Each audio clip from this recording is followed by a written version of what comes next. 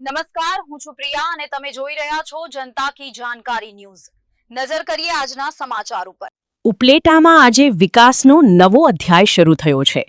ઉપલેટા શહેરના town hall ખાતે આજે કેન્દ્રીય શ્રમ, રોજગાર અને રમતગમત મંત્રી મનસુખ માંડવિયાની વિશેષ ઉપસ્થિતિમાં ₹1.5 કરોડના વિવિધ વિકાસ કાર્યોનું લોકાર્પણ કરવામાં આવ્યું હતું અને ₹13 કરોડથી વધુના વિકાસ કાર્યોનું ખાતમુહૂર્ત કરવામાં આવ્યું હતું।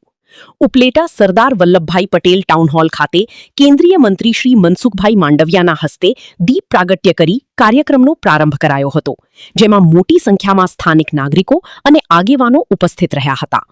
આ કાર્યક્રમમાં ધોરાજી ઉપલેટાના ધારાસભ્ય ડોક્ટર મહેન્દ્ર પાડલિયા સહિત નગરપાલિકાના હોદ્દેદારો અને સામાજિક રાજકીય આગેવાનો ઉપસ્થિત રહ્યા હતા।